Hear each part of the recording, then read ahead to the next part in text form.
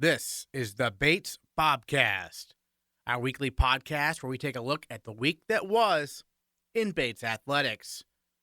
My name is Aaron Morse, and this week we're breaking down a great week for the squash programs. Women's swimming continues to thrive, and both track and field teams were in top form this past weekend as well. We'll also talk to our Bobcats of the week, men's squash co-captain Karan Arora, and women's alpine skier Hannah Johnson. All that and more coming up on the Bates Bobcast.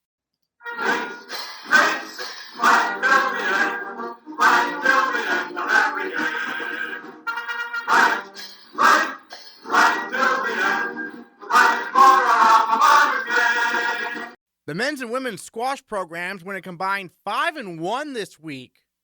On Wednesday, the men defeated Colby 8-1, while the women were victorious by a final score of 6-3. The women lost a tight 5-4 match against Virginia on Saturday, but the men dominated the Cavaliers by a final score of 8-1. Then, in a show of strength, both the men's and women's teams swept Connecticut College 9-0. Senior co-captain Philip Mikowski has dealt with an assortment of injuries throughout his career, but on Saturday, in his final match at the Bates Squash Center, he secured the clinching win in the victory over Conn College. It was a great experience. It's been a bumpy ride since my junior year when I got injured with my back, and I've been trying to get back ever since. It's hard because when one travels, studying abroad, there's a lot of things with insurance and everything. It's pretty hard, but I worked hard and I achieved what I wanted. I'm getting back. It's not 100%, but I was happy to bring the victory today for our team. Going forward, how excited are you for NESCACs? I'm pretty excited. I hope I'll get to play. I still have to play off some of my other teammates because it's only 11 people who travel and we're 13, all are really good players. And I need to, confirm my place back on the team. I need to win some challenge matches, but hopefully I'll be able to do that and then play as best as I can and have the best out of my last season here at Bates. Yeah, because it's a competition with your teammates in practice, right? What's that like? It's kind of weird because, you're on the same team, but then yet you compete against each other. But what I came to realize throughout the years here at Bates is that, it doesn't matter if you play number 1 or number 9. Every win counts. So as long as you're able to contribute, if the other player is better than you are, no hard feelings. It's just what it is, and it's great because then we're the strongest we can be as a team. Our male Bobcat of the week comes from the men's squash program. Senior co-captain Karan Arora played at the number 3 position all week and went 3-0 for the Bobcats. The Mumbai, India native is our male Bobcat of the week. Well, Karan, great week for the men's squash program, went 3-0. You went 3-0 at the number 3 position, which is not a position you normally play. A couple injuries here and there for other players. So what was that like for you to play at the number 3 for the last 4 matches, basically? Yeah, it's definitely not an easy task. Stepping into Darius's shoes is definitely not the easiest thing I've done this season. Darius is arguably the best number 3 in the NESCAC, so it was definitely something that I was looking forward to and highly anticipating, but it was definitely very, very difficult to do so. The team going 3-0 this past week was unbelievable. We have a tough weekend coming up at NESCACs, and I think every single practice, every single match is geared up toward that Saturday night game against Middlebury. It's going to be a tough one, but going in with the momentum, especially into this week of training with those 3 wins under our belt against 3 reputable teams, is definitely something we are extremely excited about. Now, you grew up in India, and when did you start playing squash, and when did you start to realize this is something I could possibly do at the next level? Probably first stepped onto the squash court when I was 4 or 5 years old with my dad, who played squash, as did my mom and my older sister. So squash definitely runs in the family. Squash back home in India is very, very different. As you can imagine, the climate is a lot warmer, a lot hotter, so the courts are a lot faster as well. I've always loved the game. Competitively, probably started when I was 9 years old and never looked back. Took a small break when I was a sophomore in high school just to try and focus on my academics, but I always knew that I wanted to come to the U.S. to play squash and to study. My sister went to a small school in Pennsylvania, Franklin Marshall actually, and she was the one who suggested Bates and referred me to Pat, and it was Bates all the way from there. So growing up playing squash, you didn't play in air-conditioned settings then, I guess? Not at all. Well, some facilities now do have a lot of upgrades, and the facilities are a lot nicer than they were back when I was a junior. but our federation back in India is not anywhere close to how strong the college setup is. So playing college squash was definitely a huge change coming into it freshman year. I think the style of play is a lot different, the pace of the game is a lot different, and the level of opposition, of course, is very different as well. So when you first came to Bates from India, what was the biggest adjustment you had to make besides the weather? Everyone talks about the weather. Yeah, the weather was definitely a big one, but I think for me the biggest adjustment to make was just living by myself. I think I come from a world where we always have the comfort of knowing we have our parents back, or rather our parents have our back, excuse me, and that comfort is always is sometimes misleading in terms of you knowing that they're there. You kind of are fearful of expressing yourself and living it by yourself. But the independence was definitely challenging, but something I've enjoyed over the last 4 years. I will say that as well. It's something that I've grown to love and something I'm looking forward to continuing to have after I graduate. But I think the toughest part about coming to Bates was just dealing with handling your work by yourself, handling your squash by yourself, taking care of yourself when you're sick, or just those small things. And I think it's been hugely successful over the last 4 years. Well, also, it's slightly less populated here, right? That too, definitely. Lewiston, Maine is not as populated as Mumbai, India is, that's for sure. But I've always been a city boy. I've grown up in Mumbai and loved the energy. It's fortunate for me, a lot of my close friends from back home go to schools around the U.S. as well, so I have them as a source of support and comfort as well. We visit each other pretty often in neutral locations, on and off the phone with them pretty much all the time. So they've been a huge support system for me and I think me to them as well. Now you've risen up to captain now as a senior, obviously. What was that process like? Did you ever anticipate being captain when you were a first year? It was definitely a dream. It was definitely something I wanted to and aspired to be as a first year.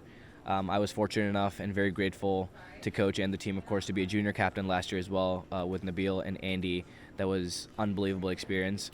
I think similar to Spencer's role this year as a junior captain, I was kind of just being a support system for Andy and Nabil to kind of take the reins with the team and just being there wherever I could.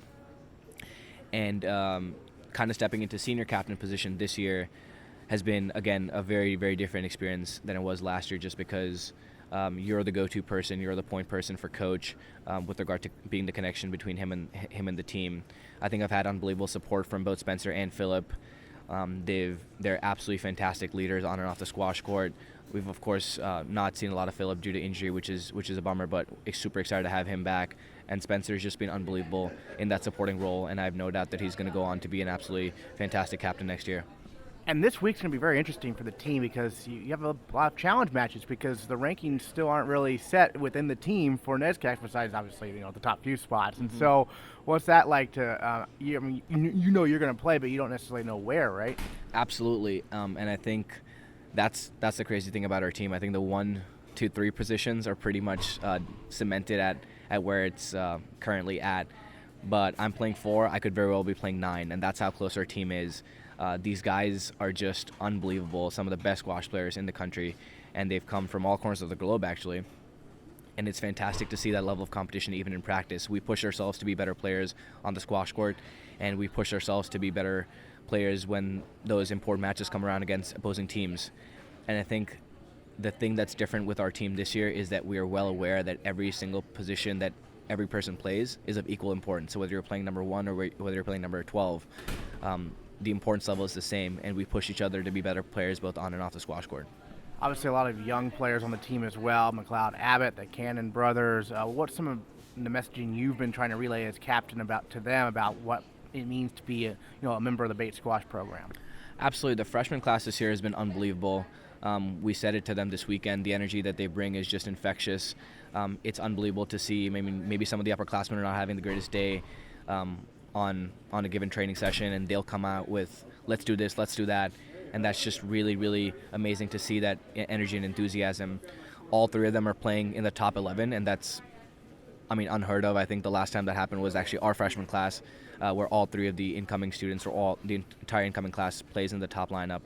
But the energy that they bring and the level of commitment that they have is just spectacular. I learn stuff from all 3 of them every day, and to have them on the team is something that we are extremely grateful for. As a senior, I know you're focused on the season right now, but what are your plans, if any, for after college at the moment? Yeah, that's that $1 million question, isn't it? So the immediate plan is obviously to stay in the country and work for a few years before I find my footing somewhere else with regard to maybe going to school again or finding a more concrete, solid job in a field that I would want to be in for the rest of my life.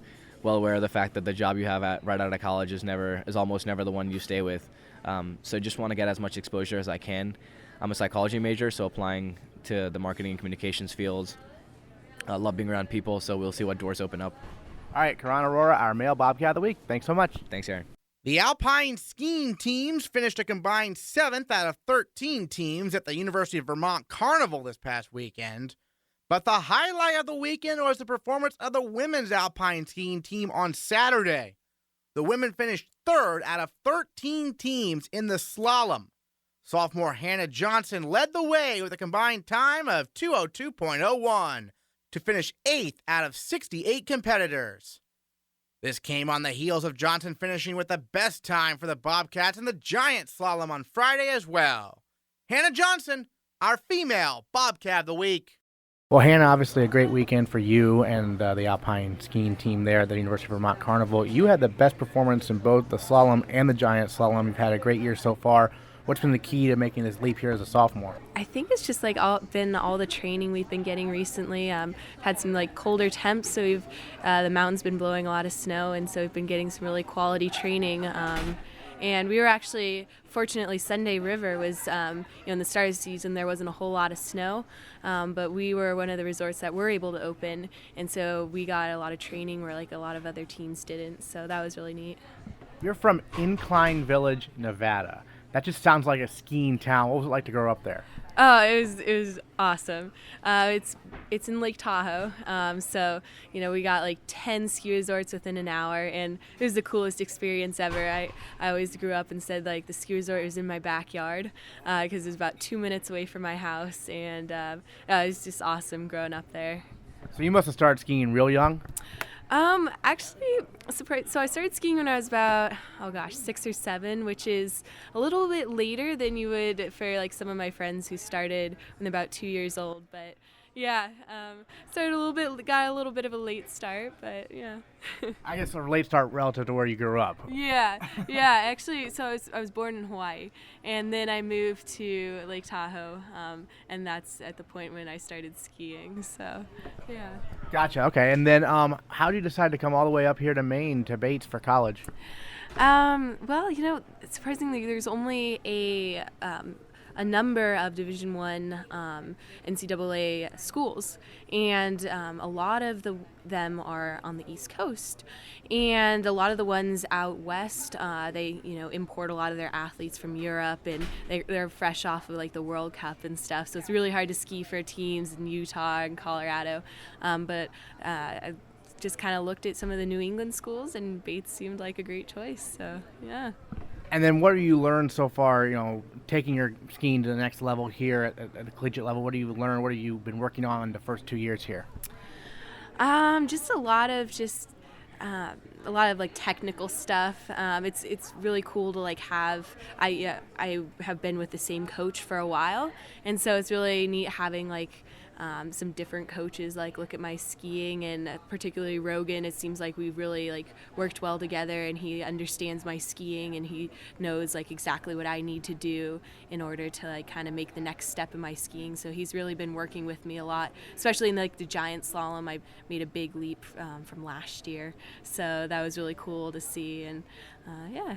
We talked with Kelsey Chenoweth on the Bobcast a few weeks back, and she mentioned that this six women on the alpine skiing team is actually the biggest team she's had during her time here. But it is, relative to other teams on campus, a small team. So what's that like? Oh, it's really cool. It's rad. We're all so close, and this year we have a really sweet team.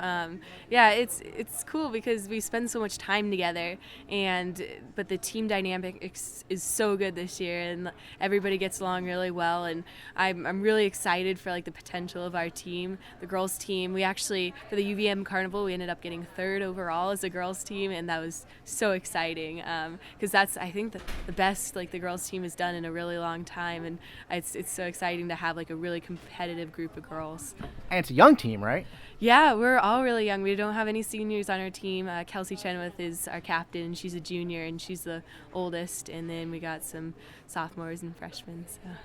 And then for you personally, what are some of your goals moving forward in this season?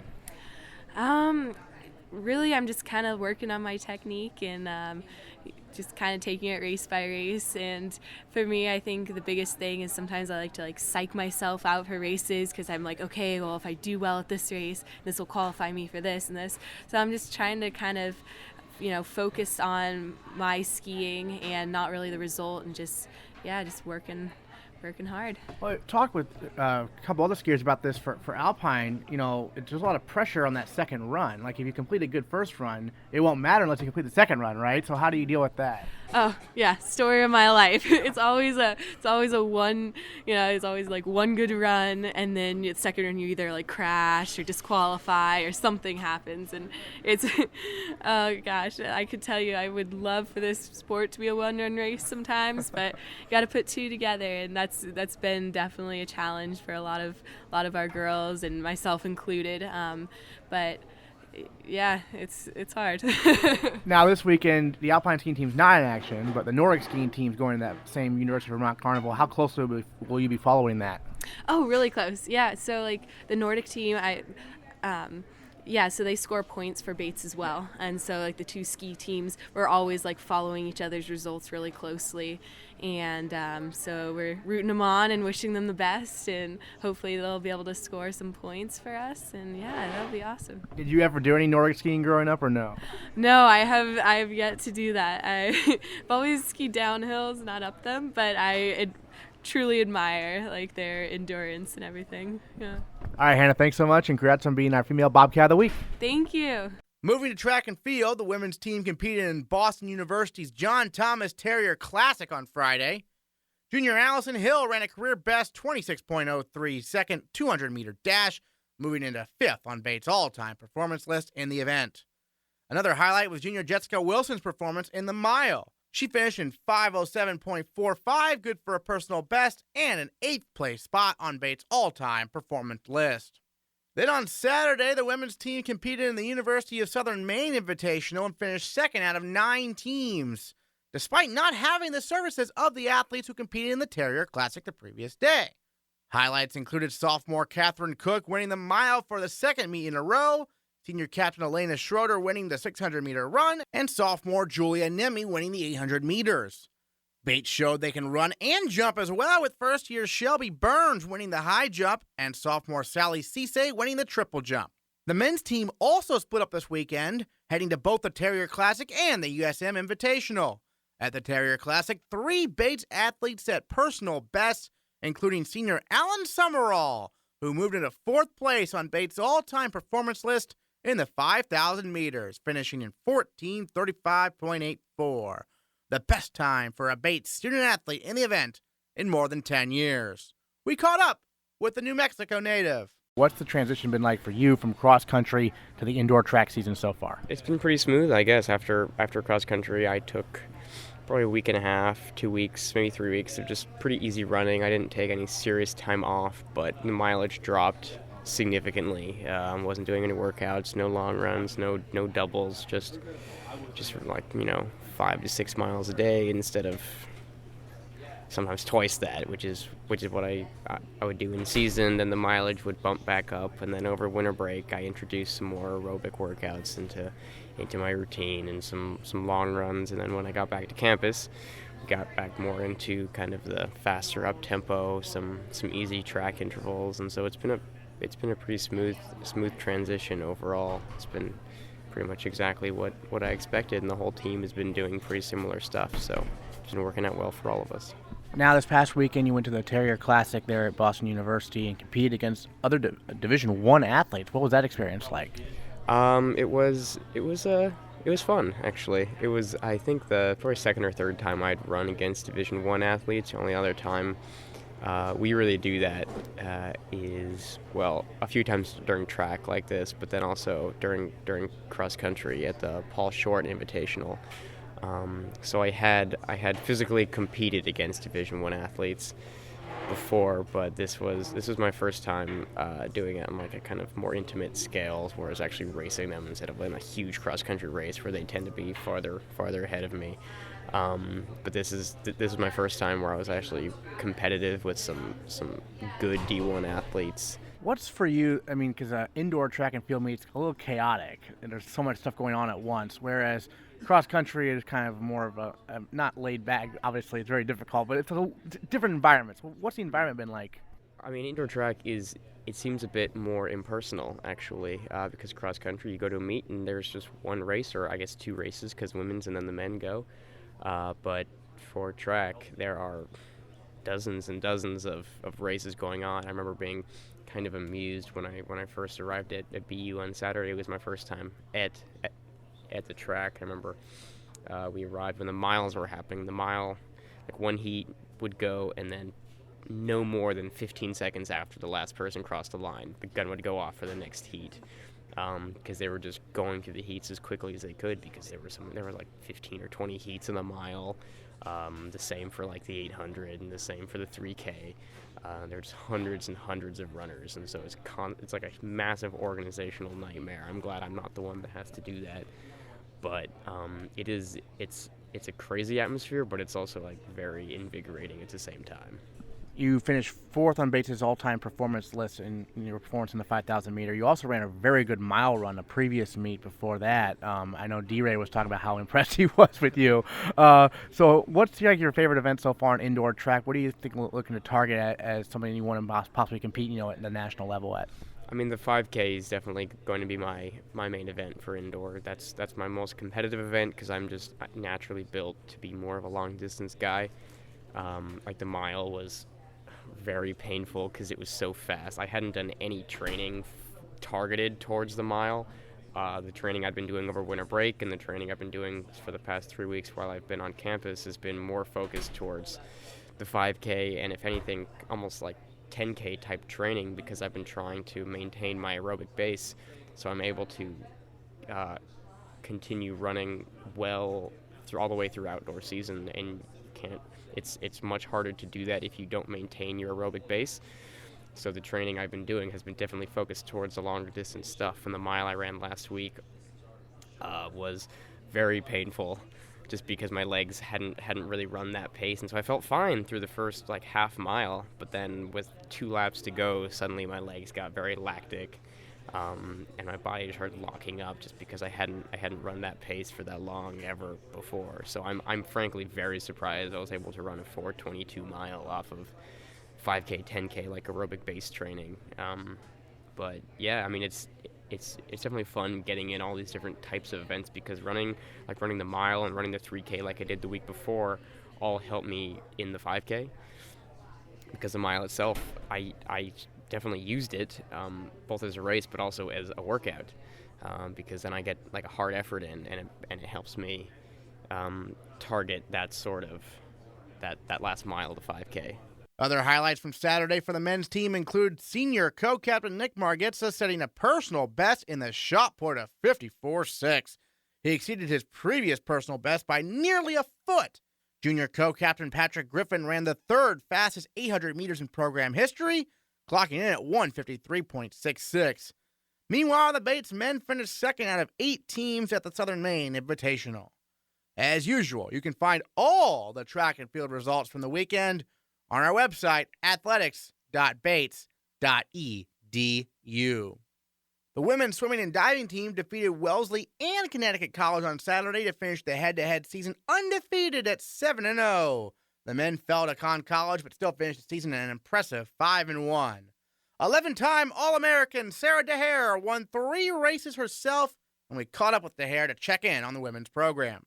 Sarah, this past week, a tri-meet for the women's team at least. What was that like for you all? It was pretty exciting. I think it was definitely our closest meet we've had this entire season, and we knew that coming in to this past weekend, and so I think we really had to be up mentally and physically in order to swim fast and to get points where we needed to win races where we needed to, get touchouts. And so those kinds of things we were kind of looking to succeed in this weekend, and so I think we did a really good job at that.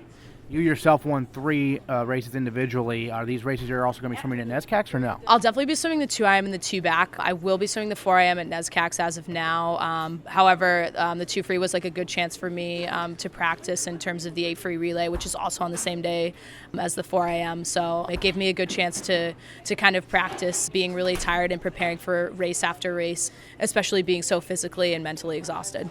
The main state invite coming up this weekend at Tarbell Pool. What are some of your goals for this event? I kind of look at that as just kind of like a warm-up to NESCACs. And so I normally swim 1 or 2 events, and it's normally events that I don't normally swim in season. So I might throw like 100 breaststroke in there or maybe 100 fly. I try not to swim anything that I'll be swimming the week after, just because I like to be like fresh and prepared and excited to swim them rather than being super tired. So yeah, that's kind of what I'm looking to do this weekend. And in swimming, you can look at other teams' times and kind of see how you match up. Yeah. Have you looked at the other teams in the NESCAC times at all? I try not to, just because, I don't know, for me it kind of freaks me out, and I like to just kind of go in with the focus like, hey, I'm racing myself to a certain extent because it is a timed sport, and so I definitely like know like where other people are just because of like what coach has said or what other people have said, but I try not to focus too much on that, especially because you never know what happens. Certain people taper differently, and some people taper well, some people don't, and it also depends on who's rested at the meet. There are definitely going to be some athletes, especially on the Amherst and Williams teams, that aren't rested because NCAA's is their main focus. So times and places definitely vary. And so I try not to worry about what's happened in the past and just try to worry about what's going to happen in the future. Both basketball teams felt it tough on Saturday. The women's team went toe-to-toe with the Jumbos through 3 quarters, outscoring the 9th-ranked Jumbos 14-5 in the third to tie the game at 47. But Tufts pulled away in the fourth quarter to prevail 68-53. The men fell on the road to the Jumbos by a score of 90-75. However, one big bright spot was first-year Nick Lynch. Lynch was named Maine Rookie of the Week for his career-high 8 points on 4 of 7 shooting and 4 rebounds in only 11 minutes of action. Well, I think that as the season goes on, I've definitely improved, especially playing against Malcolm and Marcus every day, and practice just enormously shocked me going in. So I think I've learned to adapt, and I think that's the reason why I've improved and seen more minutes there, and it's working out. I know before the season at Midnight Madness, you impressed everybody in the dunk contest. When were you first able to dunk? Do you remember? Yeah, I was able to dunk the summer of my freshman year. So a little while ago, but it was a good moment, and ever since then I never looked back. Have you gotten a chance to do it in a game yet? Not yet. Soon. I'm gonna get one. Waiting for the right opportunity. Now, you mentioned you touched on going up against the Delpechas every day in practice. How has that helped you improve your game? Well, if you know the Delpechas, you know they're crazy athletic. So basically, you can't have a shot and expect it to get up, and if it's not a good shot, it'll suddenly get blocked. So you basically have to adapt, and by doing that, basically you're prepared for any defender. So I think really that's helpful for me.